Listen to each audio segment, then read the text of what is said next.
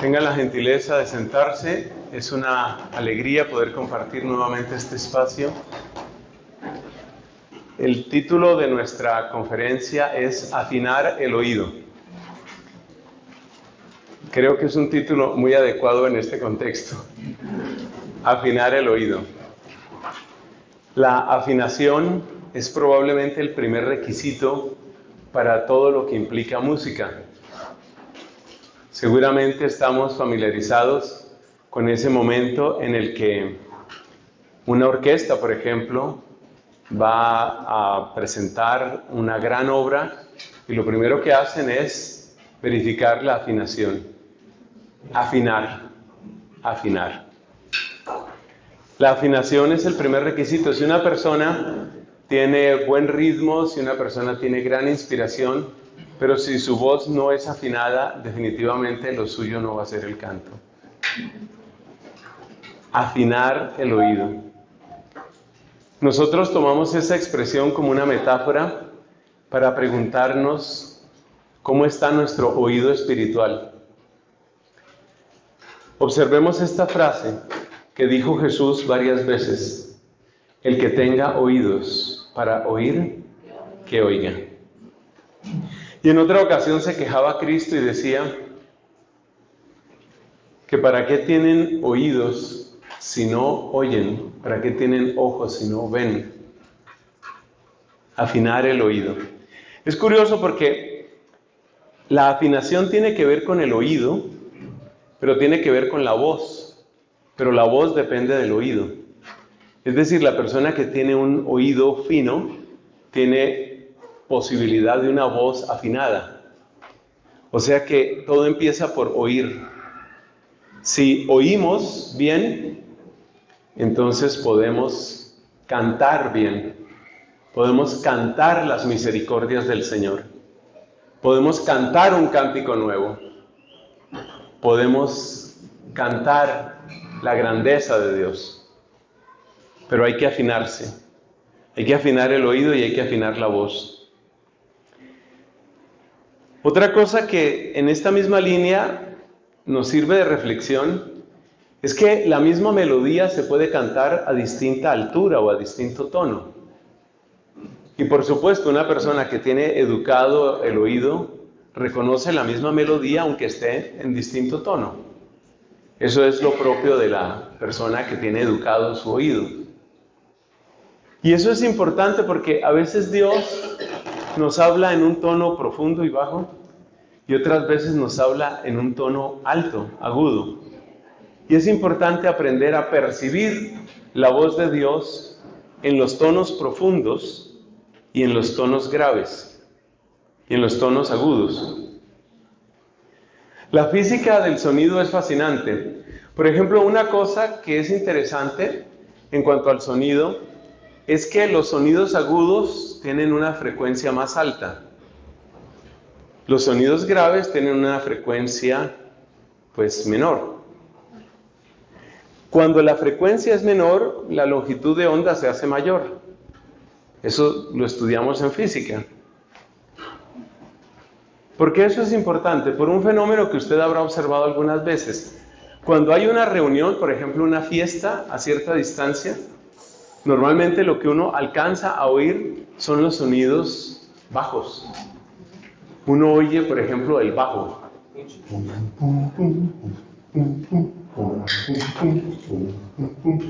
Y la voz, las voces, que por supuesto están a una frecuencia mucho más alta y que por consiguiente tienen una longitud de onda mucho más corta, esas no van. Mire que esa es una analogía interesante, porque cuando Dios nos habla con una voz profunda, la voz profunda, es decir, los tonos graves, pueden penetrar paredes. Yo me preguntaba desde niño, ¿por qué sucedía eso? Es decir, ¿por qué los sonidos graves tenían un mayor alcance que los sonidos agudos? Pues resulta que precisamente como la longitud de onda es mayor, los sonidos graves tienen mayor capacidad de atravesar la materia, mientras que una longitud de onda muy corta, que es propia de una frecuencia alta, cuando encuentra algo material, se distorsiona y se dispersa muy rápidamente. ¿Por qué esto es importante? Porque Dios a veces nos habla con sonidos muy profundos. Y nos habla con sonidos profundos porque son ellos los que pueden atravesar más obstáculos. Pero los sonidos más profundos muchas veces requieren un mayor silencio. Entonces, para servir a Dios con la predicación, para servir a Dios con la catequesis o para servir a Dios con la música, es necesario tener un oído que capte las notas profundas, porque Dios nos está hablando con un lenguaje profundo, un lenguaje que solo poco a poco se empieza a percibir. Las ondas más profundas del amor de Dios en esta tierra son las que encontramos en la Eucaristía. Es muy interesante ver el camino que recorre una persona para volverse adorador. ¿Quiénes de ustedes tienen la experiencia, digamos, frecuente de ser adoradores, de ir a la Eucaristía? Levanten la mano, por favor. ¿Quiénes tienen la experiencia de ser adoradores? Gracias.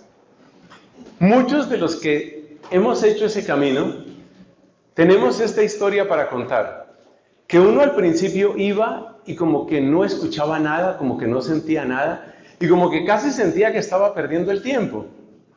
A pesar de que uno supiera en su mente, ahí está Jesús en el sagrario, o ahí está Jesús en la custodia, uno sentía como que estaba perdiendo el tiempo. Pero ¿sabes lo que sucede cuando tú empiezas a ser adorador en un camino de silencio? Sucede que tu oído se empieza a despertar. Y empiezas a sentir las pulsaciones más profundas del amor divino. Estas pulsaciones más profundas son las que te están contando el mensaje del amor de Dios. El mensaje del amor de Dios. Entonces, la afinación de nuestro oído nos permite percibir esas notas profundas del amor divino. Las que no son obvias. Esas notas profundas son también las que van a llegar profundamente al corazón de la gente que te escucha. Hay una ley que se cumple en la oratoria y que se cumple en todo ministerio católico, y es que el impacto de tu ministerio está en proporción al impacto que Dios tuvo en ti. Si Dios ha tenido un impacto superficial, tu impacto en la gente va a ser superficial. Pero a medida que Dios va teniendo un impacto más profundo en ti, porque tú vas afinando tu oído y vas percibiendo las notas profundas, por ejemplo, las notas profundas de la Eucaristía, a medida que tú vas sintiendo esas notas profundas, entonces tu voz empieza a tener una profundidad. Una profundidad. Cuando tú has sido cautivada, cuando tú has sido cautivado por las notas profundas del amor de Dios, entonces tu voz, tu ministerio, empieza a tener una acción profunda. Empieza a llegar de un modo profundo a las personas. Lo cual es maravilloso, porque a medida que tú empiezas a llegar de un modo profundo a las personas, lo que tú siembras queda sembrado ahí, en lo profundo del corazón, y de ahí no lo pueden sacar. De ahí no lo pueden sacar. Dios nos habla con una profundidad. Dios nos trae ese mensaje profundo. Y cuando nosotros empezamos a recibir la profundidad de su amor, entonces empezamos a hablar en un nuevo nivel, en un nivel mucho más profundo, del cual la gente no se puede desprender. Y eso es lo que hace fecunda y transformante la obra, el ministerio de un músico católico, de un predicador católico, de un cantautor católico. Exactamente eso. Esa capacidad de llegar de un modo profundo, de un modo que es irresistible, con una palabra que no se puede arrancar, una palabra que no se puede quitar. Esa es la importancia que tiene este tema de la afinación. A medida que vamos caminando en esa profundidad, vamos también sembrando en profundidad, y eso marca una diferencia. Jesús dice en el capítulo 10 de San Juan, dice: mis ovejas conocen mi voz. Mis ovejas conocen mi voz. Esa voz de Cristo se ha adueñado de nosotros. Esa voz de Cristo ha quedado en nosotros. Esa voz de Cristo tiene un cierto poder sobre nosotros. Y aquí hay una historia que me gusta contar. Yo viví varios años fuera de mi país cuando estaba haciendo mi doctorado de teología. Viví varios años en Irlanda, en el norte de Europa. Y me sucedía una cosa. Estuve allá entre el año 2003 y el año 2009. Mientras estaba allá, pues yo me comunicaba a través de teléfono, pero sobre todo a través de internet. ¿Alguien recuerda el famoso Skype? ¿Sí? ¿Lo recuerdan? Claro, el que se acuerda de Skype, pues se acuerda de muchas otras cosas. Bueno, utilizábamos Skype para comunicarme con mi familia. Y hay una cosa que me pasó, pero solo me pasaba con mi madre, que por cierto murió poco después, porque yo estuve del 2003 al 2009, mi madre murió en el 2010. Pero gracias a Dios pude verla al volver a mi país. El hecho es que me sucedió algo que solo me ha pasado con mi mamá. Solo me ha pasado con mi mamá. Resulta que a veces hablábamos así por Skype o por teléfono y yo empezaba a llorar. Pero no estábamos hablando nada triste. No estábamos hablando nada grave ni trascendental. Lo que yo sentía, yo he sido muy sensible a la palabra desde niño, eso lo cuentan mis papás. He sido muy, muy sensible a las palabras, al sonido de las palabras, al significado de las palabras. Yo me acuerdo que más o menos desde los 13, 14 años a mí dejó de gustarme la mayor parte de la música bailable, lo cual pues parece que no es tan frecuente, y era porque yo le ponía demasiado cuidado a las letras y no me gustaban las letras de las canciones. Yo soy muy sensible a la palabra. Pero esto de mi mamá era una cosa impresionante. No fue todas las veces, pero a veces estábamos hablando y ella me estaba contando cualquier cosa de casa, no era nada grave ni triste, y yo sentía que se me salían las lágrimas. Y yo decía, pero qué poder el que tiene la voz de mi mamá en mí. Ese es un ejemplo del poder de la voz. El poder de la voz. Mis ovejas conocen mi voz. Reconocer la voz de Cristo es nuestra primera herramienta y nuestra primera arma en el servicio al Evangelio, porque el que reconoce la voz de Cristo tiene el elemento fundamental para no dejarse confundir, tiene el ingrediente fundamental para todo buen discernimiento, tiene la ruta para no extraviarse.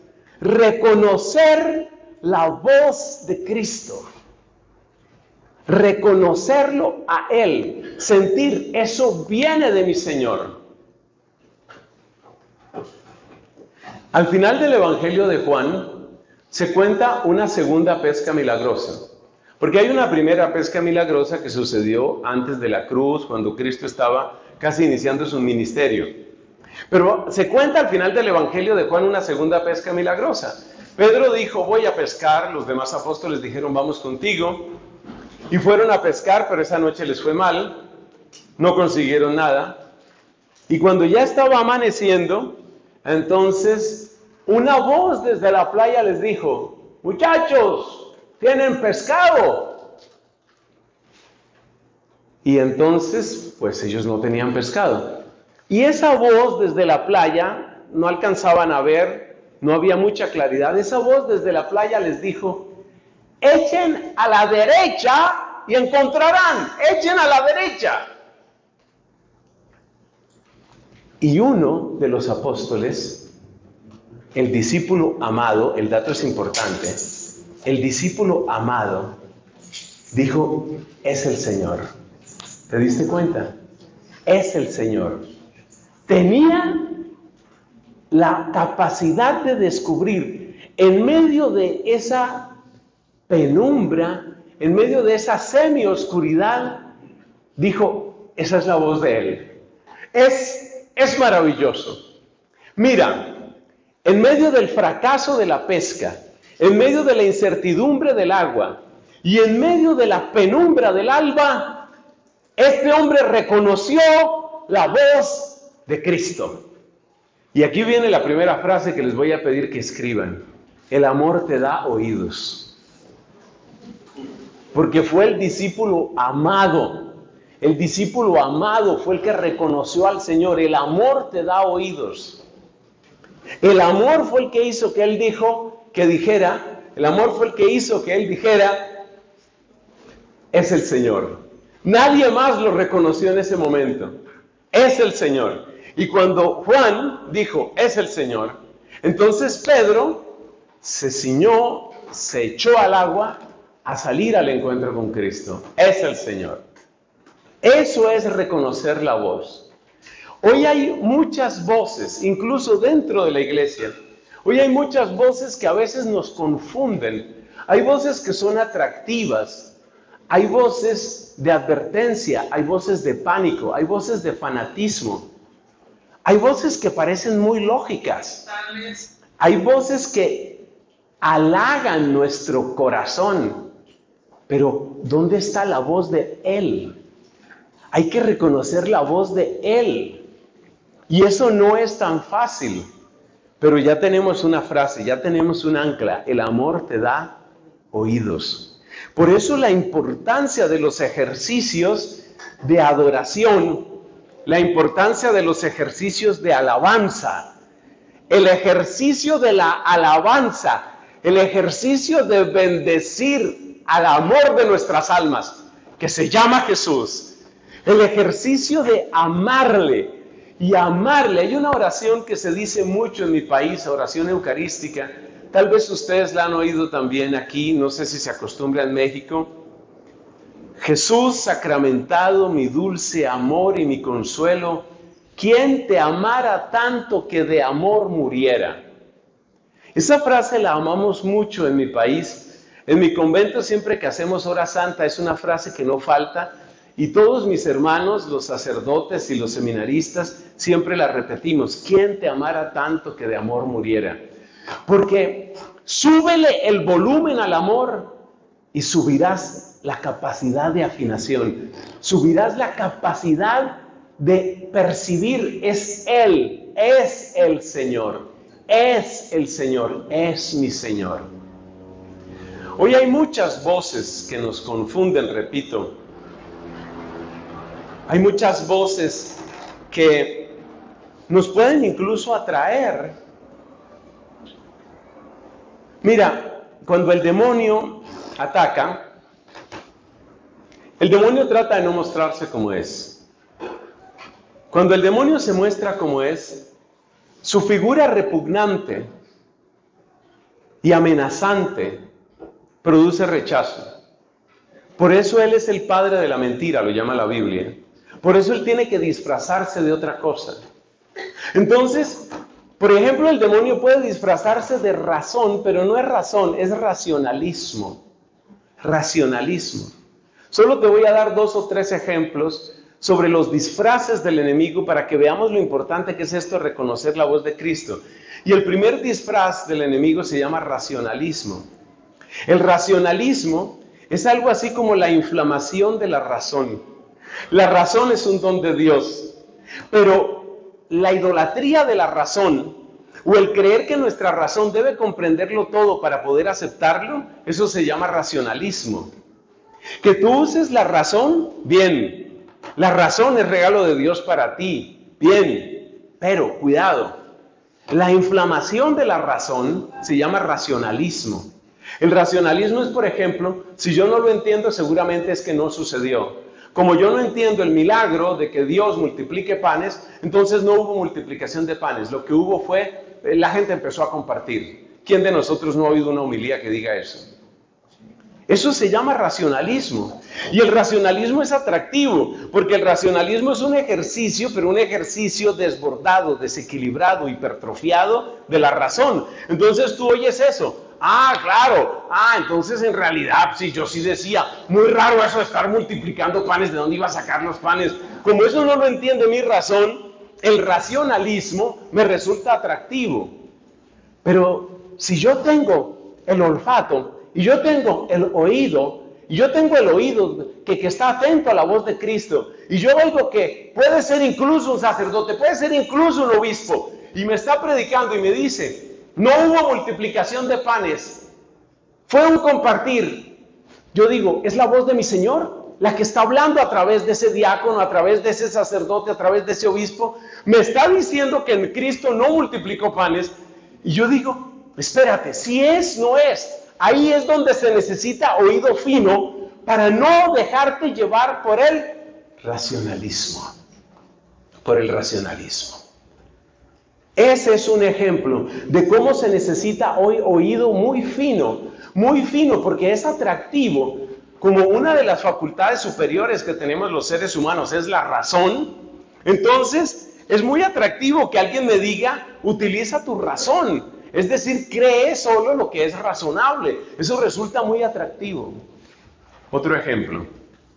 Siempre los ejemplos tienen que ver con deformaciones o exageraciones que con la guía del poder de las tinieblas se producen para apartarnos del camino de Cristo.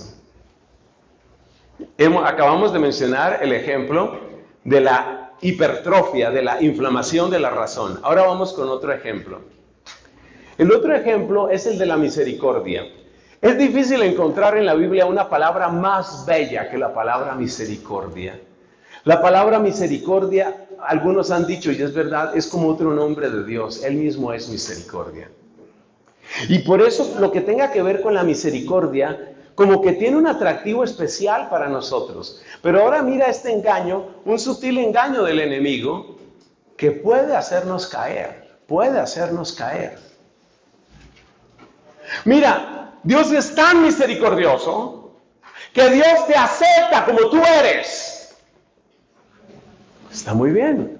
Hasta ahí vamos bien.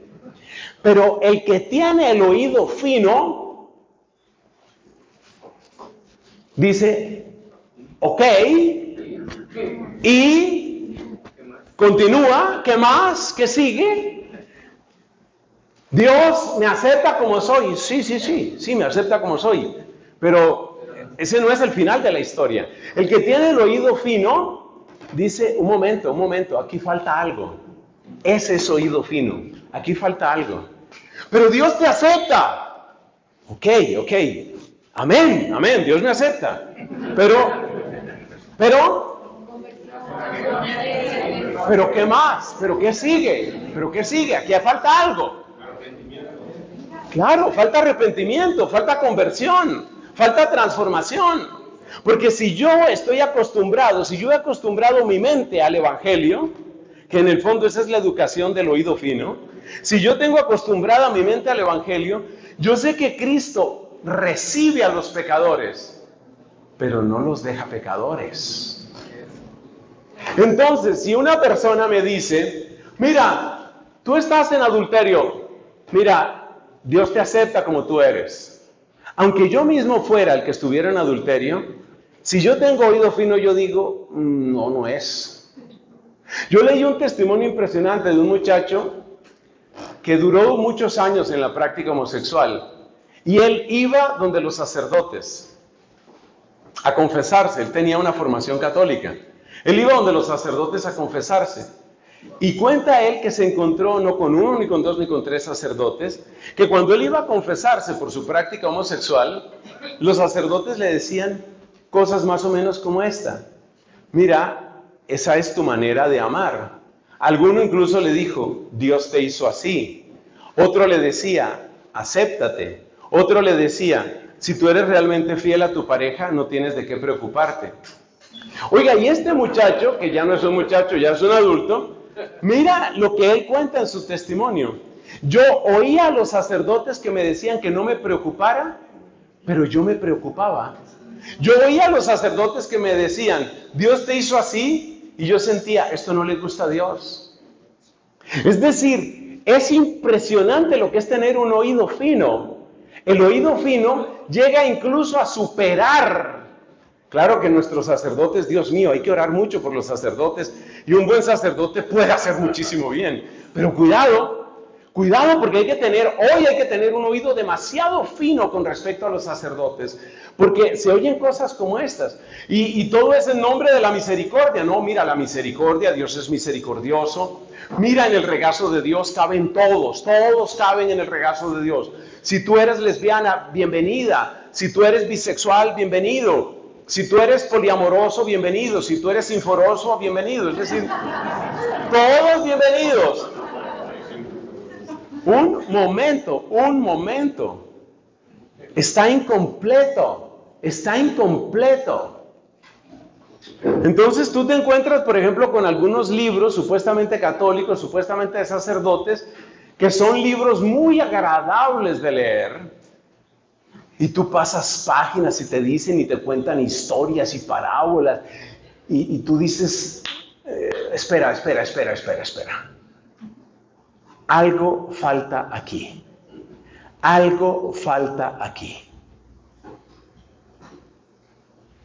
Es como si tú tienes a tu hijo estudiando en otra ciudad, ya pues él es mayor, y tu hijo está estudiando, está haciendo, qué sé yo, una carrera o lo que sea, y hablas por teléfono y tu hijo te habla del equipo de fútbol y te habla de la novia y te habla del clima, pero no te dice nada de cómo va el estudio. Entonces tú dices, un momento, esa cara, exactamente, ¿por qué no dice nada sobre cómo le va en el estudio? Entonces una mamá inteligente se las arregla para preguntarle, ¿y tu estudio? Ese es el oído fino. Algo falta aquí no me la están diciendo completa, algo falta aquí. Y uno va aprendiendo, y estas son pistas importantes. Por favor, les invito, porque les conviene, a que escriban lo siguiente. Lo que suele faltar en la predicación católica hoy es, y les voy a mencionar 5 palabras, para que ustedes afinen su oído. Lo que suele faltar, ¿cómo fue que dijimos? ¿En la qué? En la predicación católica hoy. ¿Qué más dijimos? Y ahora vamos a mencionar las 5 cosas. Ya una ustedes la dijeron, conversión. No se menciona la conversión. Bueno, dentro de conversión está arrepentimiento, ¿sí? Otra, muy parecida, pecado. No se menciona pecado. Otra, tercera, cruz. No aparece la cruz. 4, sangre. No aparece el valor infinito de la sangre de Cristo. Y otra, la 5ª palabra, que suele estar ausente, es la palabra salvación. Salvación. Pero si quieres, completa esa 5ª, salvación por la gracia. Por la gracia. Propiamente la palabra que más falta es la palabra gracia. Entonces, ¿por qué te estoy contando esto? Porque yo soy oyente de música, me gusta la música católica. Una de las alegrías que yo tengo de estar aquí es estar con algunas de las voces que yo he escuchado allá en mi país, y encontrarme aquí, pues es muy bello, encontrarme gente que yo he oído cantar, pero así en la distancia. Por ejemplo, yo Marco realmente no lo conocía en persona. Cristi yo no la conocía en persona. Kiki yo no lo conocía en persona. Es muy agradable eso. Bueno, pero lo que te quiero decir es que yo oigo bastante música. Y sabes que yo noto una cierta tendencia a que estas palabras tampoco aparecen en la música. Estas palabras no aparecen. Hay un modelo de música protestante que se ha ido entrando insensiblemente entre nosotros. No que todo lo protestante sea malo, claro que no. Pero hay un modelo de música protestante que es, yo estaba mal, me encontré con el Señor, encontré consuelo, me siento bien, estoy fuerte, tengo que contarlo. Ese modelo, eso es verdad, ¿ah? Cuidado, que no estoy diciendo que eso sea mentira. Y de verdad que el Señor hace eso con cada uno de nosotros y lo ha hecho conmigo. Yo estaba mal, me encontré con el Señor, Él me dio su consuelo, Él me levantó, ahora estoy fuerte, tengo que contarlo al mundo. No es que eso esté mal, eso es real. Yo lo he vivido. Muchos de los que estamos aquí hemos vivido que Dios de verdad lo consuela a uno, que Dios lo alegra a uno, que Dios lo fortalece a uno y que Dios le da a uno ganas de cantar su amor abundante. Pero, ¿dónde están las palabras estas? Estas palabras, ¿dónde están? El valor de la cruz, el valor del sufrimiento, el valor de la sangre, el valor de la conversión, el valor de la gracia. Esto va desapareciendo. Pero la única manera de que aparezcan en tus canciones es que tú oigas las notas profundas del amor de Dios. Hasta que el tono de Cristo tú lo sientas. Entonces, les estaba dando ejemplos de las astucias del enemigo y dimos el ejemplo del racionalismo y dimos el ejemplo de la supermisericordia. Es decir, esa misericordia sin conversión, esa misericordia que Dios te acepta, Dios te acepta, Dios te acepta. Es un desastre. Y es un desastre que está muy unido sobre todo al tema de género, ¿no? Sobre todo al tema de género. Dios te acepta, Dios te acepta. Es muy grave el daño que está causando el padre James Martin. Es gravísimo, porque es el gran apóstol de ese tipo de evangelización, del Dios te acepta y no tienes que cambiar. Dios te acepta y no tienes que cambiar. Y por supuesto, Dios te acepta es verdad, pero Dios te acepta es para que el evangelio se realice en ti. Y si tu única manera de vivir tu sexualidad es al margen o en contra del plan de Dios, solo hay un camino, y ese camino es la santidad a través de la abstinencia o abstención de todo pecado. Es así, pero nadie quiere predicar eso. Nadie quiere predicar eso. Y esto es muy grave. Y este es un caso que les estoy diciendo. Y eso suena muy atractivo.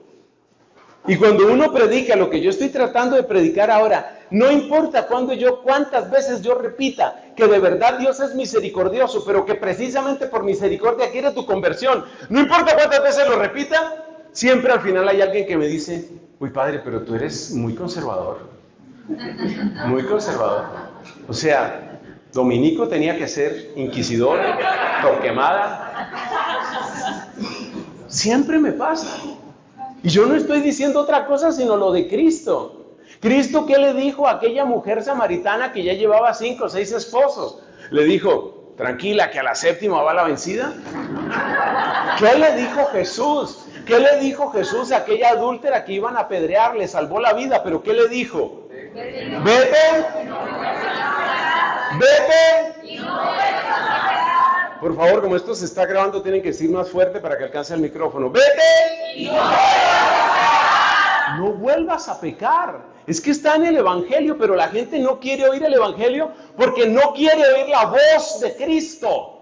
¿Dónde está el pecado en nuestras canciones? ¿Dónde está la conversión en nuestras canciones?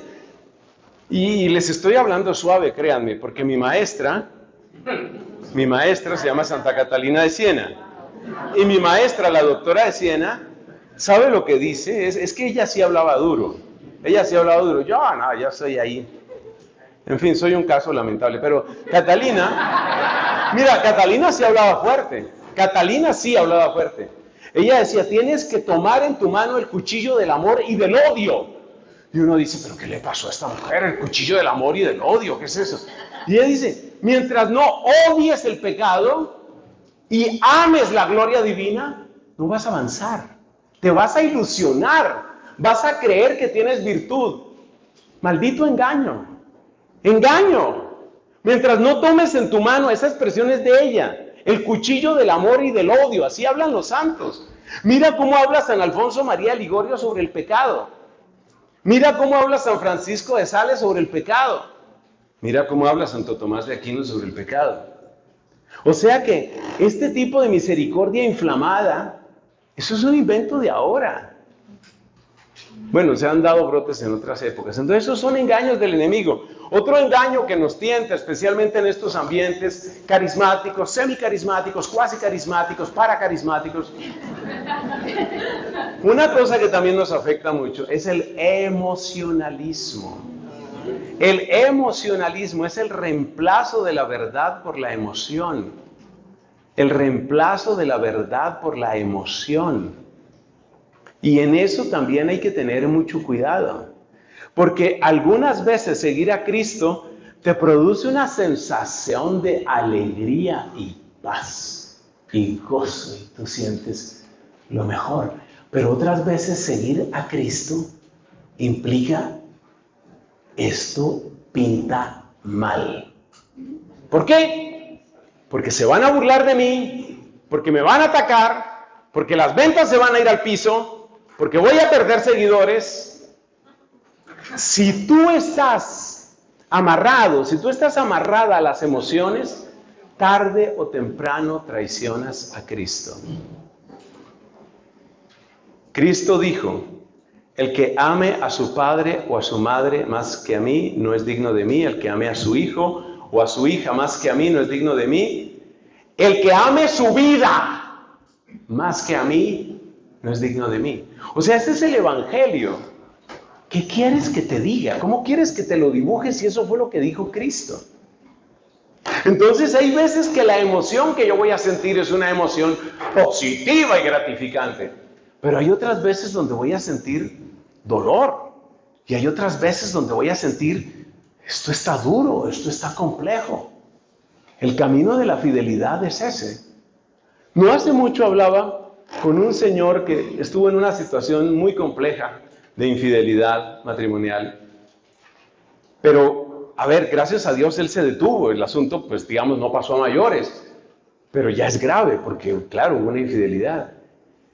Y entonces, cuando él regresa plenamente y con todo el corazón a su hogar, entra la batalla interior. Porque claro, su cuerpo, él lo estaba educando para los placeres de una nueva relación con una mujer más joven, con una mujer más bonita. Y él estaba educando a su cuerpo para ese placer. Y el cuerpo, que es buen esclavo, es pésimo señor. Escriba eso que le conviene. El cuerpo, que es buen siervo, por no decir esclavo, estamos en una época en que toca suavizar todo. El cuerpo, que es buen siervo, es pésimo señor. Entonces, ¿qué dice San Pablo en la carta a los Colosenses? Yo educo a mi cuerpo. De hecho, la palabra que él utiliza es yo castigo mi cuerpo. O sea, lo educo con fuerza a mi cuerpo. No le puedo dar a mi cuerpo ni todo el sueño que quiere, ni toda la comida que quiere, ni toda la bebida que quiere, ni toda la comodidad que quiere, ni todo el sexo que quiere. Yo mi cuerpo lo educo. Así enseña San Pablo. Porque el cuerpo educado es un instrumento precioso. ¿Sabes cómo llama Santo Tomás al cuerpo de Cristo? Dice, era instrumento unido a la divinidad. Es el elogio más lindo que se ha dicho del cuerpo de Cristo. Instrumento unido a la divinidad. Entonces, el cuerpo educado es tu gran aliado para servir al evangelio. Mira, si tu cuerpo está en Cristo, si tu cuerpo está educado, tus ojos son reflejo de sus ojos, tus manos son reflejo de sus manos, tu abrazo, porque hay que abrazar a la gente y de vez en cuando apapachar a la gente. Aunque hay gente que es difícil de apapachar por distintas razones, incluso geográficas. Pero tu abrazo va a ser abrazo de Cristo. O sea, tu cuerpo es precioso, tu cuerpo es súper valioso. Pero es valioso si está a tu servicio y tú estás al servicio de Cristo. Pero si tu cuerpo no está al servicio de Cristo, es pésimo tirano. Por eso la frase dice, tu cuerpo es buen siervo, pero pésimo señor. Entonces, ¿qué pasa? Que cuando el cuerpo se empieza a volver tirano es muy complicado. Y este hombre estaba en esa relación, y en esa relación él le estaba enseñando a su cuerpo, pues ¿qué crees que le estaba enseñando a su cuerpo? A disfrutar nuevos y exóticos e intensos placeres. En el momento en el que este hombre despierta y dice, por Dios, ¿yo qué estoy haciendo? Esto no puede seguir. ¿Qué crees que hace el cuerpo? El cuerpo cruje, se retuerce, llora, suplica. pero es que estaba bonita. El cuerpo llora y cruje. ¿Y qué tal que a mí me guíen las emociones? A mí no me pueden guiar las emociones en eso. Tener emociones es muy importante, muy importante. Y gente insensible no sirve para ser cristiana. Tener emociones es muy importante. Y el primero que tenía emociones era Cristo, quien nos dice expresamente, se me conmueven mis entrañas al ver a los pobres y a los enfermos. Una persona sin emociones no sirve para cristiana. Hay que tener emociones. Y los santos lloraban. Este santo, que es como un protector de esta casa por la raíz jesuítica que tiene esta casa, San Ignacio de Loyola, era un hombre que no podía prepararse para la misa sin empezar a llorar. Él estaba lleno de emociones. Y entre ustedes, los que sean llorones, sepan que tienen un don muy especial. Muy especial. Hay alguien por aquí que tenga así gran capacidad de llanto. ¿Hay llorones por aquí? A ver, ya estamos en confianza. Levanten la mano, yo también lloro. A ver, los llorones. Llorones, ay, claro, esos somos llorones. Y eso es bueno, Que usted sepa alegrarse, que usted sepa entristecerse, que usted llore, que usted sienta indignación. El sentimiento es importante. Pero dejarse dominar por el sentimiento, no. La lloración. La lloración. Porque si usted se deja gobernar por el sentimiento, pues lo gobierna lo que no es de Cristo. Bueno, entonces queda claro eso. ¿Por qué tenemos que afinarnos? ¿Por qué tenemos que buscar la voz de Cristo? Pasemos a la tercera parte. Son 17 partes en esta plática. Pasemos a la tercera parte. La tercera parte se llama Habla, Señor, que tu siervo escuche. Habla, Señor, que tu siervo escuche. Qué bello. Bueno, ya hemos dicho que Dios nos habla a través de distintos canales. Por eso necesitamos distintas miradas. Aquí me voy a apoyar en un predicador que es un maestro para mí. Es un dominico, no está canonizado ni beatificado. Un hombre muy, muy sabio, muy bueno. Lamentablemente cometió un error grave de discernimiento al final de su vida y eso echó a perder el proceso de beatificación, si no tendríamos otro beato en la iglesia. El nombre de este gran predicador y escritor es Fray Luis de Granada. Fray Luis de Granada. Gran predicador, gran escritor, maestro espiritual, un hombre extraordinario. Fray Luis de Granada. Fray Luis de Granada tiene una lección muy importante sobre cómo buscar a Dios en los distintos canales. Porque él tiene esta idea. Tú tienes que aprender a mirarte a ti mismo, tienes que aprender a mirar a tu prójimo y tienes que aprender a mirar hacia Dios. Son canales que Dios utiliza. O sea, Dios a veces te utiliza en un libro que se llama Tu propia vida. Tu vida es un libro que se está escribiendo día por día. Y a veces Dios te habla a través del libro de tu propia vida. Ahí te habla Dios. 2, Dios te habla también a través de las vidas y las palabras de otras personas. Y 3, Dios te habla a veces cuando entras directamente en relación con Él, por ejemplo, a través de la oración. Entonces, dice Luis de Granada que hay que tener abiertos los 3 canales, pero que para esos 3 canales hay que tener 3 miradas diferentes. Y esta es la parte más bella de la enseñanza de Luis de Granada en este tema. ¿Cuáles son las 3 miradas que enseña Luis de Granada? Mire esto. Cuando vayas a leer el libro de tu propia vida, esa es la primera mirada.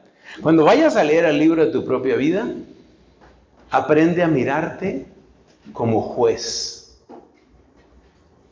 Ya eso no sonó tan simpático, pero tenga paciencia. Estos eran predicadores, eran formadores de santos. Luis de Granada era un formador de santos. Entonces, cuando te mires a ti misma, mírate como juez. Cuando te mires a ti mismo, mírate como juez. Cuando mires al prójimo, prepara ojos de madre. Ojos de madre, y eso se lo dice a hombres y mujeres. ¿Tú quieres saber cómo mirar a la otra persona? Mírala como la miraría su mamá. Tenga paciencia que esto es muy bello. Y tercera vez, y cuando vayas a mirar hacia Dios, míralo como hijo. Entonces, según Luis de Granada, hay 3 palabras que describen las 3 miradas fundamentales que debe tener un cristiano. Todo cristiano tiene que aprender a tener mirada de juez, mirada de madre y mirada de hijo. Esas tres miradas te permiten buscar, escrutar, encontrar la voz de Dios en los distintos libros. En el libro de tu vida, en las vidas de otras personas y en la Sagrada Escritura y allí donde Dios te habla, que incluye también la naturaleza. Entonces ponle cuidado cuál es el error que uno comete. El error que uno comete es que uno tiene cambiadas estas miradas. Ese es el error que uno comete. Entonces, ¿qué pasa? Que cuando uno se va a mirar a sí mismo, uno se mira como lo mira la mamá. ¿Qué dice la mamá?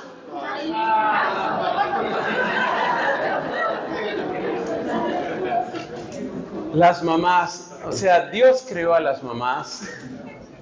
Las mamás son tan especiales. Yo oigo a las mamás y digo, tan bello que habla, no le creo nada. Oiga a una mamá hablar sobre su hijo. Todas ponen una advertencia que nadie se la cree. La advertencia de las mamás es, no porque sea mi hijo. Mira, es que él canta de una manera, mira, es extraordinario. No porque sea mi hijo, pero él canta. Y luego oye uno al tipo y dice, bueno, creo que con 2 años de afinación, luego entraremos a mejorar timbre, tono, armonía. Entonces, el error que uno comete es que uno se mira a sí mismo como la mamá. Y para las mamás, todos los hijos son especiales, el niño es lo más bonito, todo le disculpa al niño. Entonces el error empieza por ahí, en que uno se mira a sí mismo como si uno fuera la mamá de uno. Y dice Luis de Granada, wrong. Si no es, cuando vayas a mirar a tu prójimo, a él sí míralo, como miraría una madre, como lo miraría su mamá. Al prójimo. Pero nosotros tenemos cambiadas esas dos. Entonces resulta que yo me miro a mí mismo como una mamá. ¿Y cómo miro al prójimo? Como juez. Entonces al prójimo no le pasamos ni una. No le pasamos, mire eso, mire lo que salió. Ay, es que... Y uno no, hay gente que nunca le abona nada al prójimo, nada. Oye, pero hizo algo bueno, que no le quedaba de otra. No le suma nada, no le abona nada, pero nunca. No le abona nada. Pero sí, yo sé que estás de pelea con tu prima, pero mira, ella estaba muy querida. Ya verás cómo viene a pedirme luego un favor. O sea, no le cree nada. O sea, nos volvemos jueces implacables de nuestro prójimo y nos volvemos mamás indulgentes de nosotros mismos. ¿Qué es lo que propone Luis de Granada? Cambie. Empiece a mirarse usted como juez. Eso significa, deje de justificar sus cosas y mire al prójimo como lo miraría una mamá. Pero lo más importante de la mirada de madre, ¿qué es? Ya sin chiste, ¿sabe qué es lo más hermoso de la mirada de la mamá? Que la mamá siempre ve un futuro. Eso es lo más hermoso del amor de madre, ya fuera de todo chiste. Las mamás a veces dicen como, exageran, ¿no? Exageran las cualidades y disminuyen los defectos. Pero hay algo que todos tenemos que aprender del amor de las mamás. Y es que la mamá siempre ve un futuro y siempre quiere un futuro. Si mi hijo está mal, pero si se le da una oportunidad, pero si se hace esto, pero tal vez sí, pero vamos a buscar por este lado. Una mamá no se rinde. O sea, tú piensas, por ejemplo, en una Santa Mónica, ¿te acuerdas, no? La mamá de San Agustín. Oye, esta mujer, ella y el hijo lleno de arrogancia y el hijo metido con unas prostitutas y el hijo en esa pedantería y el hijo codicioso y el hijo que se burló de la Biblia. Cuando Agustín tenía unos 19, 20 años se burló de la Biblia. La mamá, mire, a mí esto me parte el alma porque uno sabe cómo son las mamás. La mamá que le da una Biblia a San Agustín, mira hijo, cuando puedas, uno se imagina ya toda humildita, cuando puedas, mira, para que leas la Biblia. Y desde la montaña empinada de su arrogancia empieza a leer la Biblia. Esto está mal redactado. Esto está mal escrito. Mamá, te agradezco mucho, pero yo creo que escribe mejor Cicerón que tu Biblia. Esa blasfemia la pronunció San Agustín. Escribe mejor Cicerón que la Biblia. Brutal. Y esta mujer tiene que recibir esa bofetada, no en su cara, sino en su alma. Se le parte el alma, se le rompe el corazón. ¿Qué hace ella? ¿Renuncia? No. Una mamá nunca se rinde. La mamá siempre ve un futuro. Dice, ya lo voy a canonizar yo, es que yo estoy convencido de que era un santo, Luis de Granada. Dice Fray Luis de Granada, mira a tu prójimo así. Míralo siempre por ese bien que puede surgir. ¿Cuál es el bien que pueden hacer en esta persona? Sí, tiene errores. Por una parte, nadie sabe todas las heridas, los vacíos, los problemas, las circunstancias que rodearon la vida de esa persona. Nadie sabe eso, nadie lo sabe. Y por otra parte, tampoco sabemos lo que Dios pueda sacar de él. Entonces, es mirar al prójimo como una mamá. Cuando empezamos a mirar al prójimo con esperanza, con amor de madre, cuando empezamos a mirar al prójimo así, empezamos a encontrar sílabas de Dios en nuestros hermanos. Dios me está hablando. Ya que mencioné antes a mi madre, y hay días en que la tengo tan presente, ya murió hace 12 años, pero hay días en que la siento tan presente y tan cercana. Hay una frase que decía mi mamá que para mí fue una lección imborrable. Decía mi mamá, yo de todos aprendo. Puede ser la persona más humilde, el jardinero que pasa ahí por el barrio, por la colonia. Puede ser el doctor en teología o en Biblia. Yo de todos aprendo. Cuando tú empiezas a tener mirada de madre, tú empiezas a no descartar a las personas. El Papa Francisco dice que el peor pecado que está cometiendo hoy la humanidad es creer que hay personas descartables. Descartamos al no nacido, descartamos al enfermo terminal, descartamos al anciano por inservible, descartamos... No hay nadie es descartable, todos son mensajes de Dios. Cada persona es una sílaba, cada persona es una palabra, cada persona es una canción de Dios. Una canción que, como dice el santo de hoy, San Juan Pablo II, es irrepetible. Entonces, cuando yo empiezo a mirar con ojos de madre, no importa si la otra persona es hombre, mujer, no importa si es un pecador o no, no importa en qué cosas ha caído, voy a mirarlo como lo miraría la más amorosa madre y voy a encontrar qué es lo que Dios está tratando de escribir en esa vida. Eso te afina para percibir la voz de Dios, para percibir el camino de Dios. ¿Quién es el primero que nos da testimonio de esta manera de mirada? Por supuesto, nuestro Señor Jesucristo. Se encuentra Cristo con Pedro, que era jefe de pescadores. ¡Qué capacidad de los ojos de Cristo! ¡Qué penetración la mirada de Cristo! Cristo, por supuesto, muy varón, pero Cristo con esa mirada, como mirada de madre, esa capacidad. Y Cristo se queda viendo a Pedro y le dice, tú eres Simón, tú te vas a llamar Cefas, tú te vas a llamar Pedro. Mira lo que alcanzó a ver. ¿Quién era Cefas? Era un jefe de pescadores en el mar de Galilea, que en términos de los cuerpos de agua que hay en esta tierra es un charco. Ese era Pedro. Y Jesús lo vio y dijo, eres Pedro, eres piedra. Es impresionante cómo logra Cristo ver eso. Y mira lo que dice, alguien ya me enseñó cuál era el tercer Ananías. ¿Te acuerdas que habíamos dicho que eran 3 Ananías en la Biblia, no? El Ananías de Jeremías 28, el falso profeta. Hay otro Ananías, el esposo de Zafira, que aparece en Hechos de los Apóstoles, me parece que es capítulo 5. Y luego hay otro Ananías, que es el que aparece en el capítulo 9, gracias, que es el que le da la visión, le da la sanación a Pablo. ¿Y tú te acuerdas lo que le dice Dios a Ananías?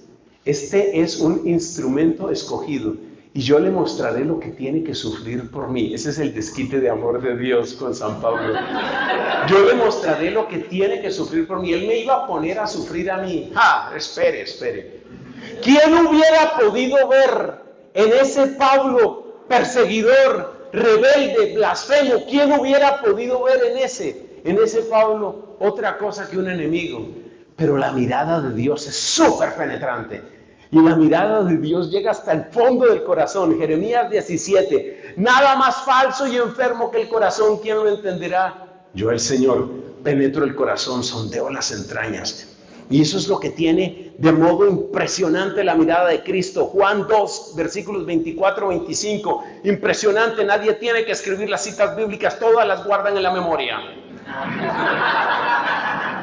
Escriban Jeremías 17, escriban Juan 2, 24-25, escriban Hechos 5, Hechos 9. Uno tiene que escribir. Bueno, entonces, esa es la mirada de madre. La mirada de madre es: ¿qué maravillas no puede hacer Dios? ¿Qué maravillas hará Dios con esta persona? Esa es la mirada de madre. Entonces Luis de Granada nos dice: cuando te veas a ti mismo, cuando leas tu vida, ahí sí vuélvete juez, sobre todo para evitar disculpas y buscar excusas fáciles que a todos nos encanta encontrar. Número 1, hacia ti mismo, como juez. Hacia tu prójimo, como madre, sobre todo para ver el futuro, para decir: Dios puede hacer algo. Yo estoy tan conmovido con Santa Mónica por esa grosería de Agustín cuando le devuelve la Biblia y se la devuelve con esa bofetada, ¿no? Está mejor escrito el Hortensio de Cicerón. Yo no me puedo imaginar el dolor de una madre. O sea, fracasé, o sea, no me sirvió. ¿Y cuántos años crees que faltaban todavía para la conversión de él? Como otros 10. Y eran todavía otros 10 años de oración y otros 10 años de perseverancia y otros 10 años de insistir. Pero esa es una madre. La madre ve siempre un futuro. La madre ve un futuro. Eso es maravilloso. Dios le ha dado eso al corazón de las mujeres y especialmente al corazón de las mamás. Y así tenemos que ver al prójimo. Un futuro, no solo un presente.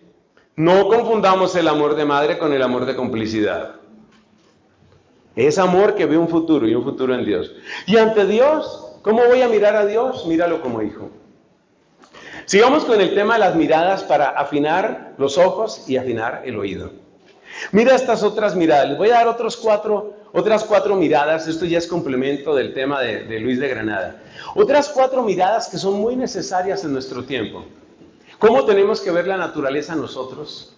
En estos tiempos de ecologismo y de desarrollo sostenible y de respeto a la creación, pero también de otros ecologismos, porque es que hay ecologismos y ecologismos. Hay ecología de una y de otra, y hay que tener mucho cuidado con cuál ecología es la que estamos nosotros defendiendo.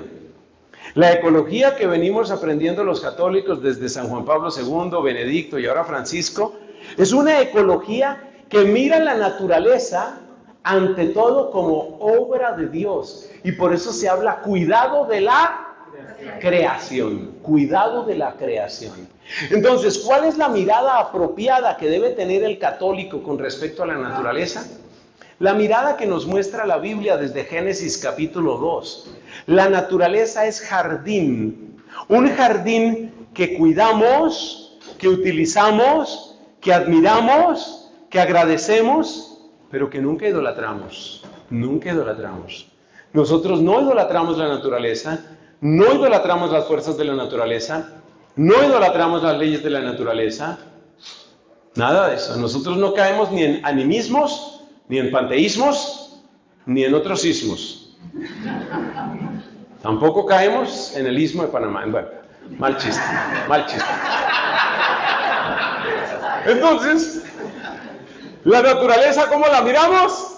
Como un jardín. Y el jardín lo apreciamos, lo disfrutamos, lo utilizamos, lo agradecemos, pero jamás lo idolatramos. Jamás. Esa es la mirada propia del católico hacia la naturaleza. Otra mirada.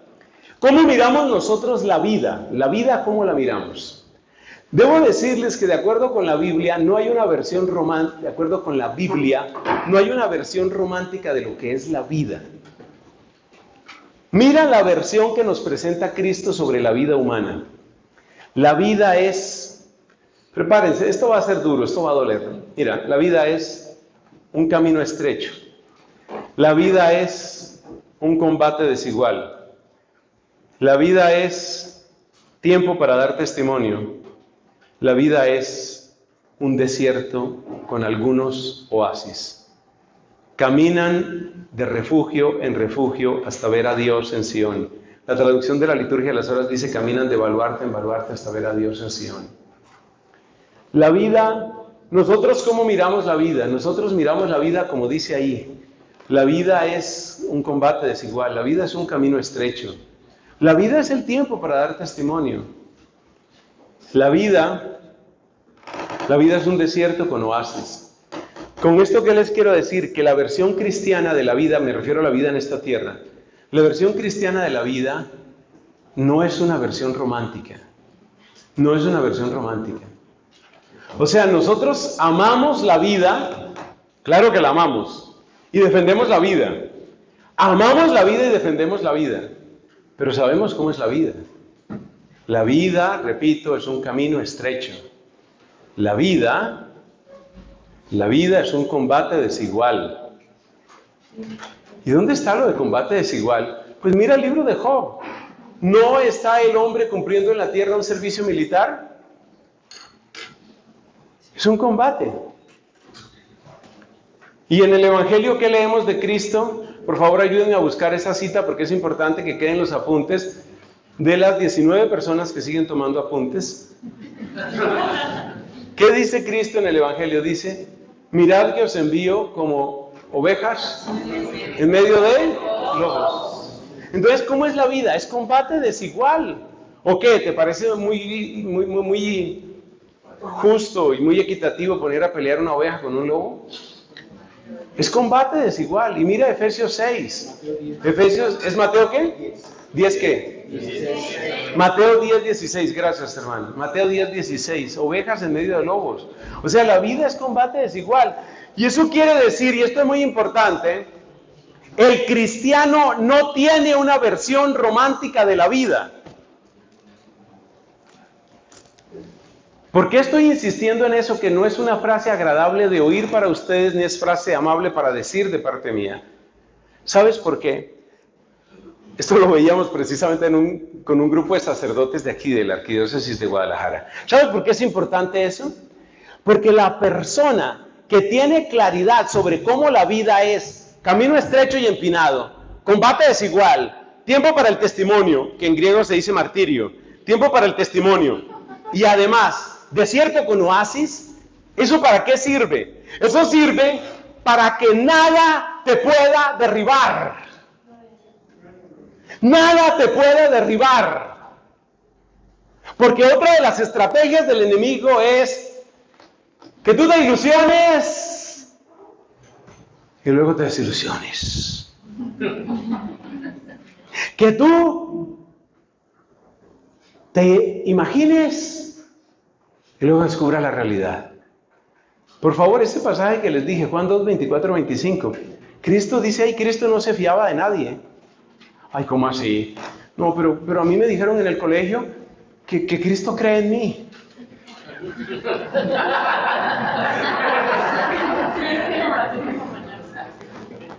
No sé cómo bajarte de esa nube, o sea, no hay modo fácil de bajar a una persona de una nube.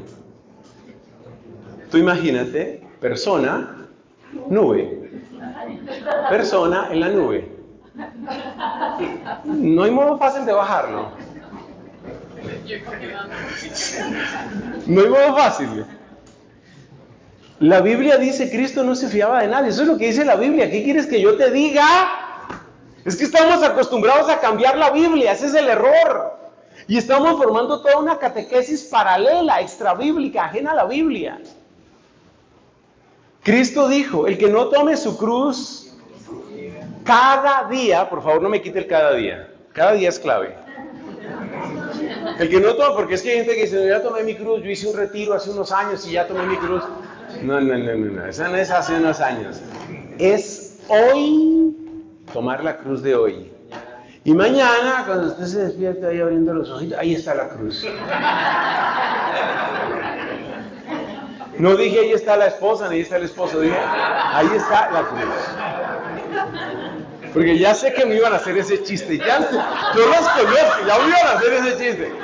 Le ayudan a decir, sí, padre. Yo cada día que abro los ojos y veo a mi esposa. Mis hermanos, yo no sé de dónde estamos formando una especie de evangelio paralelo. Yo no sé dónde estamos formando. Es un evangelio paralelo. ¿Cómo se despidió Cristo? Ay, Cristo dije. ¿Cómo se describió Pablo de los cristianos de Éfeso? Les dijo, yo lo único que sé es que en todas partes va a haber persecuciones. Esa fue la despedida. Los cristianos, especialmente los presbíteros de Éfeso, amaban entrañablemente a Pablo. Dice la Biblia en Hechos de los Apóstoles, se echaban a su cuello, le abrazaban, le besaban y con lágrimas se despidieron de él cuando lo despidieron, cuando lo llevaron allá al puerto. Lo amaban entrañablemente. ¿Y qué les dijo Pablo frente a todo ese despliegue de amor que dice Pablo? Pablo dijo en ese momento, está bien, tomémonos las fotos.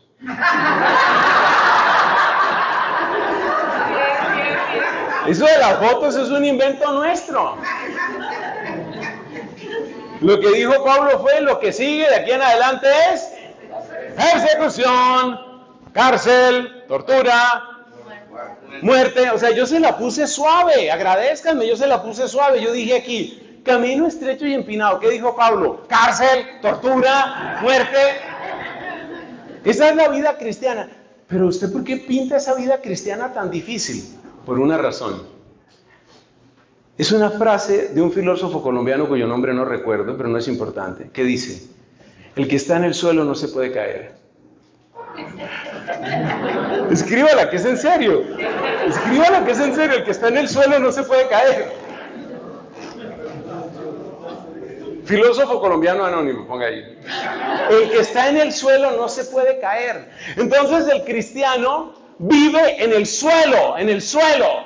¿Qué quiere decir vivir en el suelo? Camino estrecho y empinado, lucha desigual, persecuciones y cárceles, cruz cada día. ¿Y por qué eso es importante? Porque si tú vives en el suelo, y en el suelo, me permito recordarte que suelo se dice humus, con H, humus, de donde viene la palabra humildad. El que vive en el suelo no se decepciona de nadie. No se decepciona de nadie. Porque es que el problema es que cuando uno está en la nube, por ejemplo, usted idolatra a su esposa. ¿Ella cómo es? Padre, ¿cómo se la describiera? Mire, ella, o sea, partamos de esto, es perfecta. O sea, para empezar, ella es perfecta. Pero además de perfecta, o sea, ahí empieza la nube, ella es perfecta. Y de ahí empieza a subir y a subir. Y luego uno busca un telescopio para ver hasta dónde llega. ¿Qué le pasa al que idolatra? Porque eso es idolatría. ¿Qué pasa al que pone por allá 3 nubes por arriba a la esposa? Que el día que la esposa no corresponde a las expectativas de él, ¿qué cree que va a hacer él? Entonces él se descontrola. No, ¿cómo así? ¿Cómo me va a hacer esto? No, esto no está sucediendo. No es posible. No es posible. Entonces, ¿qué es lo que hay que hacer? Es necesario que usted se case decepcionado.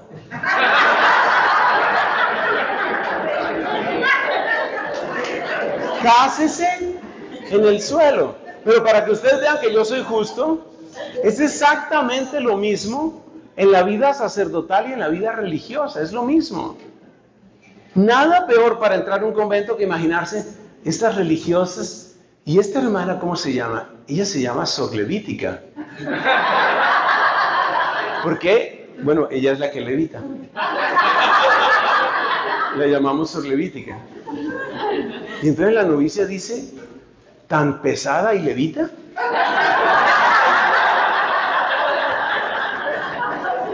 Y la otra le dice, ese es el milagro. Entonces date cuenta. Mira, la manera correcta de entrar al convento es con el más crudo realismo. Por eso yo les doy consejo a las comunidades religiosas, que después nunca me vuelven a invitar. Pero yo les doy consejo y les digo, mire, por favor, cuando vayan a hacer promoción vocacional, busquen a las chaparritas, gorditas y feitas. Porque hubo una tendencia en muchos lugares que para poner la promoción vocacional, pues obviamente ponen fotos de religiosas. Pero entonces buscaban así las más caribonitas, así como las... Entonces, ¿qué pasa? Que eso crea una imagen falsa. Resulta que con todo el amor que yo le tengo a la vida religiosa, no todas son caribonitas. Realmente no lo son. Tienen otras cualidades. ¿Dónde? En muchos lugares, pero sí tienen otras cualidades. Otras cualidades. Entonces, nosotros jugamos a las ilusiones. No jueguen a las ilusiones. No jueguen a las ilusiones. ¿Cómo hay que ver la vida cristiana? La vida cristiana es una vida en el piso. ¿Cómo fue que dijo el filósofo colombiano anónimo? Por favor, léame, señora. Esa frase a mí me gusta, yo no sé, a mí me gusta esa frase. El que está en el suelo no se puede caer. Entonces, ¿cómo vivió Cristo? En el suelo, en el suelo. Entonces, cuando hubo un momento en el que Pedro quiso ilusionar a nuestro Señor Jesucristo. Y entonces Pedro le dijo, porque Cristo estaba hablando de la cruz, de su cruz. Y acuérdense cómo fue la cruz de Él. Entonces Cristo está hablando de la cruz. Y Pedro trata de ilusionar a Cristo. Ay, es que a uno le da es como ternura y rabia. Entonces Pedro le dice a Cristo así en voz bajita, eso no te puede suceder, maestro. Y Cristo lo mira y le dice, ¡detrás de mí, hermano! Aquí el discípulo eres tú. La expresión griega opiso, esa preposición opiso mu, quiere decir detrás de mí. Tú detrás de mí. El discípulo eres tú. Tú no me vas a enseñar a mí, tú detrás. Y luego en la última cena, Pedro, que no aprendía, vuelve y le dice, ¿y yo por qué no puedo ir a donde tú vas? ¿Por qué no voy a poder ir yo a donde tú vas? Iré donde tenga que ir. Me haré matar por ti. Y Cristo se le queda mirando otra vez.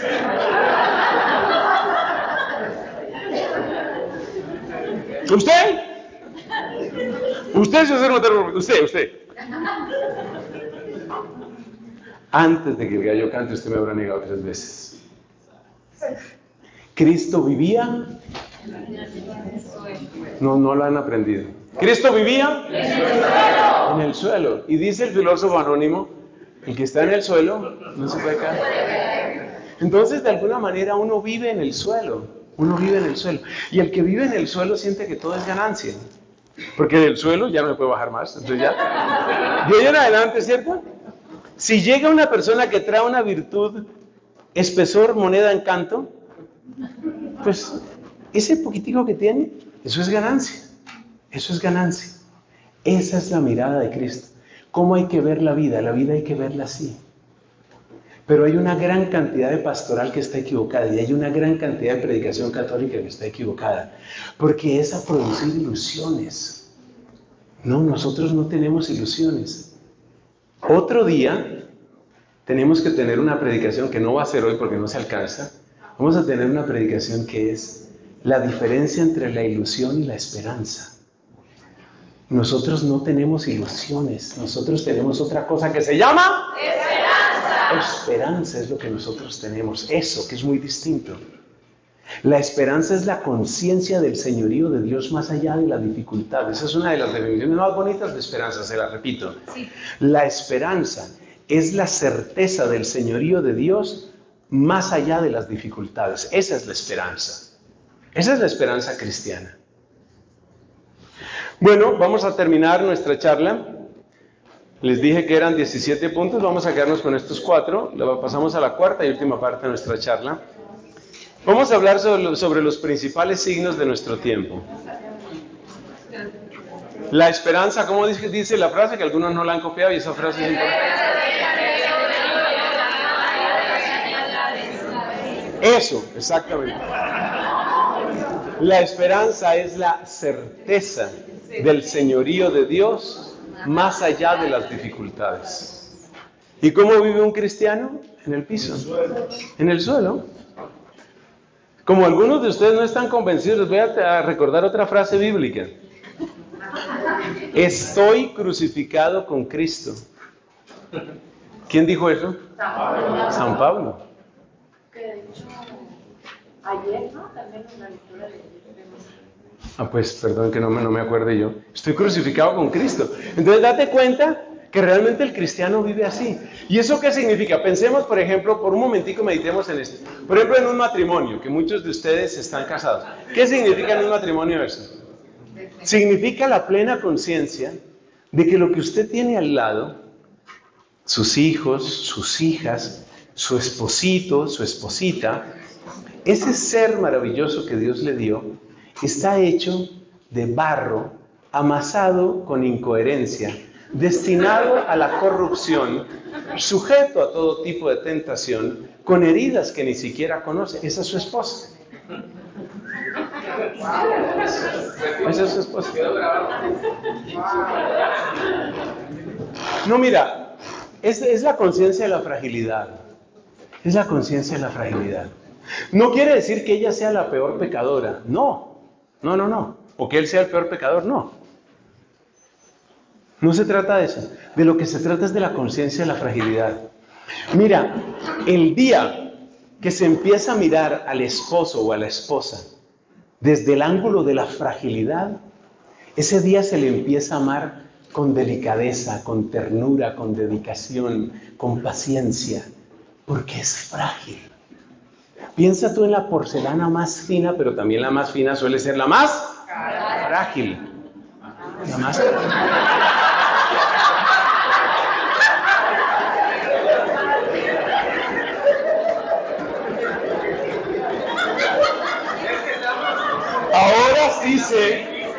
Ahora sí sé cómo está la situación económica en México. Ahora sí sé. Tranquilos que en Colombia no estamos mejor, tranquilos. La porcelana más fina es la más frágil. Entonces, ¿qué quiere decir eso? Que cuando usted piensa que su esposa, su amada esposa, es un ser humano con unas cualidades, pero que es frágil, usted empieza a tratarla de un modo muy especial. De un modo muy especial. Porque usted lo que quiere es que en medio de esa, como usted la ama en Cristo, usted lo que quiere es que en medio de esa fragilidad pueda florecer lo mejor de ella. Y ese es un amor muy especial. Y ese amor se nota en todo. Por ejemplo, a mí me encanta predicar de esto porque es el plan de Dios para el matrimonio. Por ejemplo, en la intimidad. O sea, imagínate cómo se vuelve la vida íntima cuando entienden eso. Que son frágiles. Que son frágiles. Imagínate con cuánta ternura se hablan. O sea, la gente cree que cuando uno habla de estas cosas, de que estás en el piso y todos esos chistes que yo hago, entonces la gente dice, entonces se van a volver bruscos. Todo lo contrario. Todo lo contrario. En el momento en el que tú descubres tu propia nada, Santa Catalina de Siena decía, yo soy nada con pecado encima, frase de doctora de la iglesia, yo soy nada con pecado encima. En el momento en el que tú descubres tu propia nada y tú dices, yo que soy nada con pecado encima, Dios me ha dado esta mujer, Dios me ha dado este hombre. Entonces, tu esposo, tus hijos, tus amigos, tus compañeros de comunidad se convierten en regalo. ¿Cuál fue el primer santo que proclamó esto de un modo claro? Nuestro amado San Francisco de Asís.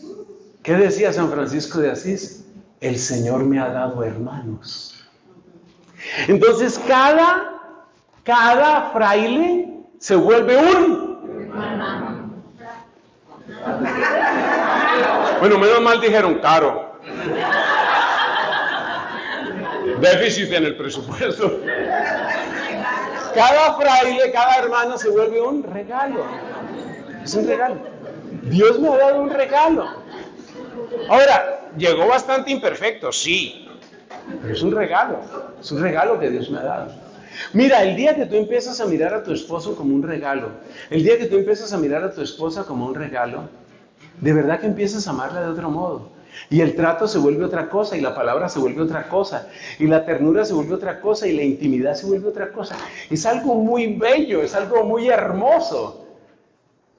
De verdad que esa es la antropología cristiana. Esa es la mirada, la manera de ver la vida. Y la última ventaja de ver la vida ahí, y ahí sí pasamos a la última parte, la mejor manera de ver la vida ahí es que cuando llegue la hora de la muerte, tú dices, bueno, me despido del suelo, y como decía Lope de Vega, ahora voy para el cielo. Del suelo al cielo. Esa es la muerte. En cambio, si tú has vivido en una nube y llega la muerte, entonces es del cielo al suelo. Es el golpazo brutal que te vas a dar. Y esa es la muerte del que está pegado a las cosas de esta tierra y que pone su esperanza en las cosas de esta tierra. La muerte de esa persona es terrible. Pero el que ha vivido en el suelo, el que es consciente de su nada, tiene la lógica de Dios aquí en el oído. Y cuando Cristo habla y cuando Cristo, esa se la decimos los colombianos, se la pilla, la capta. Ahí está la voz de mi amado. Como dice Cantar de los Cantares, capítulo 2. La voz de mi amado. Ay, eso es tan lindo, el Cantar de los Cantares. La voz de mi amado, la voz de mi amado. Ya viene saltando por los montes como ágil cervatillo, dice Cantar de los Cantares, capítulo 2. Ahí se siente la voz de mi amado. Entonces, ¿cómo es la muerte? ¿Cómo es la muerte de un cristiano? Pensemos en una persona que ya le llega la hora de la muerte, pero ha vivido, como hemos dicho, ha vivido en el suelo, ha vivido en la conciencia de su nada. Y ha tratado con ternura a los demás porque los demás son porcelanas caras. Ah, no, porcelanas, ¿cómo era? Frágiles, porcelanas frágiles. Es que ustedes me confunden. Ha tratado a los demás con caridad, ha tratado a los demás con delicadeza, ha tratado a los demás con ternura, ha tratado a los demás sabiendo que son así, sabiendo que tienen sus batallas. Sabiendo que tampoco se puede esperar demasiado de nadie, sino solo de Dios. Maldito el hombre que pone su confianza en el hombre. Eso dice Jeremías. ¿Yo cómo te lo voy a cambiar la Biblia? Entonces, la persona que ha vivido así y le llega la hora de la muerte, muere como Carlo Acutis. Ustedes tienen que amar a Carlo Acutis, por supuesto. Ya que aquel joven beatificado, realmente es un personaje encantador, hay que reconocerlo. Y este hombre, muriéndose, prácticamente un adolescente muriéndose y dice, muero feliz. Claro, muero feliz. ¿Y qué decía Santa Teresa de Jesús? Es que yo muero porque no muero. Muero, quería morirse porque sentía, ya me cansé de suelo. Ya, por favor, siguiente capítulo. Entonces, la muerte del que está en sintonía con Dios, ¿cómo es? La muerte que está en sintonía con Dios está escrita en Cantar de los Cantares, capítulo 2. La voz de mi amado, ya viene como ágil cervatillo, saltando por las colinas. Se asoma, ya está aquí. Esa es la muerte de los santos. Yo le pido a Dios que me dé la auténtica conversión y que yo pueda morir así. Imagínense lo que es morir así, sentir ya viene Él. Es que Él lo prometió, ¿te acuerdas que dice en el Evangelio de Juan? Él dice, no se entristezcan, yo me voy, pero me voy a prepararles un lugar. Y cuando esté listo su lugar, vendré. Cantar de los Cantares, capítulo 2. Esa es la relación que hay entre Juan, capítulo, ahora me busca usted por favor, donde dice Jesús, me voy a prepararles un lugar. Mire, la relación entre ese texto de Juan y Cantar de los Cantares. Viene por mí. Tú imagínate lo que es morirse así. Imagínate lo que es morirse así, sentir, ya viene por mí. Juan 14:2. Gracias. Juan 14:2. Imagínate lo que es sentir eso. Ya viene por mí. Entonces no es terror, sino que la muerte se vuelve otra cosa. ¿Y usted por qué sonríe? Ustedes vieron la foto de esa Carmelita, esa famosa Carmelita descalza, argentina ella, que le tomaron una foto minutos antes de morir, y ella con una sonrisa que parece que fuera una boda, como si fuera para una boda. Qué cosa tan linda el rostro de esa mujer. ¿Y por qué estaba tan feliz? Porque ya viene por mí.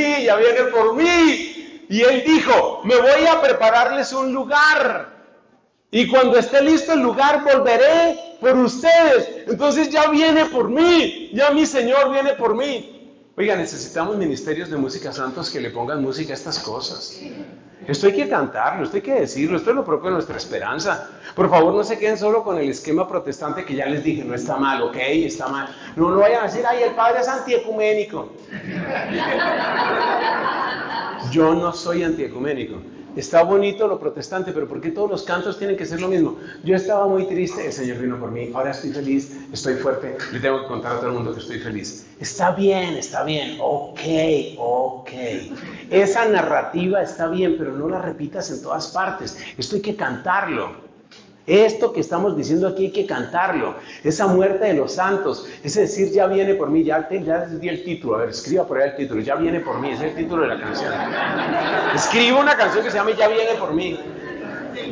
Ya viene por mí. ¿Ya viene por mí? ¿Qué significa? Que hay un lugar para mí. Hay un lugar para mí. Eso es una cosa extraordinaria. O sea, ya tengo, y de esa morada nadie me saca. Porque de todas partes lo sacan a uno. Póngale cuidado y verá que mañana nos sacan de aquí. De todas partes lo sacan a uno, siempre lo sacan a uno, de todas partes. Y finalmente, si no lo han sacado, al final lo sacan. Se tiene que morir.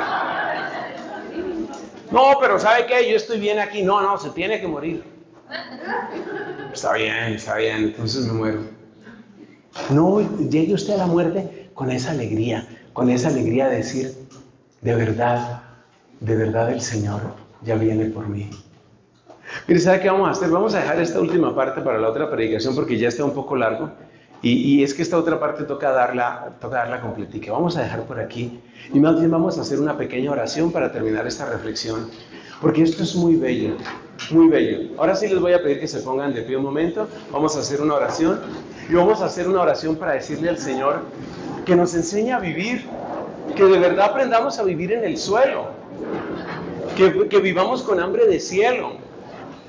Que aprendamos a tratar a los demás con corazón ¿de quién? De madre. Y vernos a nosotros mismos con corazón de eso. Y ver ante todo a Dios con corazón de hijos. Muy bien, muy bien. Ya quedé contento. Ahora sí, ya me siento pleno, realizado. Alabemos al Señor. Yo te bendigo. Yo te alabo, yo te glorifico, Señor. Es tanta la alegría que tiene mi corazón de poder compartir con estos hermanos y sentir, como se dice en este país, que estamos en la misma onda, que estamos vibrando en la misma onda, que estamos, Señor, felices y agradecidos, porque tú infundes en nosotros una nueva vida. Señor, gracias por recordarnos estas cosas que son fundamentales, recordarnos qué es la vida, recordarnos qué es la naturaleza, recordarnos cómo mirar al prójimo, cómo mirarnos a nosotros mismos, recordarnos cómo mirarte a ti, para que nuestros oídos estén atentos a tu voz, Señor, para que nuestros oídos estén vibrando en tu misma frecuencia, Señor, para que nosotros te amemos con todo nuestro ser, Señor. Haz descender el poder de tu Divino Espíritu sobre esta asamblea, que haya una renovación profunda en la inspiración de estos hermanos, de estas hermanitas bellas, que haya renovación en estas mujeres, en estos hombres, una renovación, una unción nueva, fresca, una unción poderosa, para que cantemos con nuevas armonías, con nuevas letras, pero que en el fondo son las letras profundas de tu evangelio, que cantemos tus misericordias y que enseñemos a nuestro pueblo a seguir la senda estrecha, el combate desigual en el que sin embargo tú eres el vencedor. Gloria a ti, Señor. Yo te alabo, yo te bendigo. ¿Qué tal si abrimos un momentico la boca? A ver, abra usted la boca, bendiga usted también a Dios. Bendigamos al Señor, démosle la gloria al Señor. Es que es muy grande su amor. Alabado seas, bendito seas. Gracias, Señor. Gracias por este momento. Gracias por este amor. Gracias por tu ternura. Gracias por tu poder. Gracias por tu misericordia. Gracias por la luz que tú nos das. Gracias, Señor. Gracias. Eres grande. Eres bello. Eres santo. Alabado seas. Tú eres el Rey de ese santo. Tú eres el Rey de ese santo. Tú eres el santo, santo, santo. Tú eres el santísimo. Alabado sea, Señor. La gloria y la alabanza para ti. Qué bello es conocerte. Qué bello es pronunciar tu santo nombre. Qué bello es creer en ti. Qué bello es proclamar tu gloria. Alabado seas. Alabado seas. A ver, mis hermanos, cantemos a capela ese canto que todos conocemos de nuestro hermano Martín Valverde. Gloria.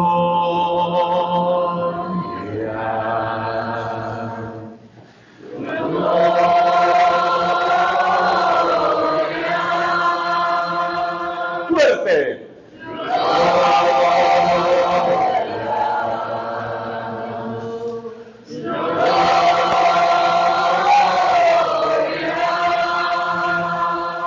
Con amor.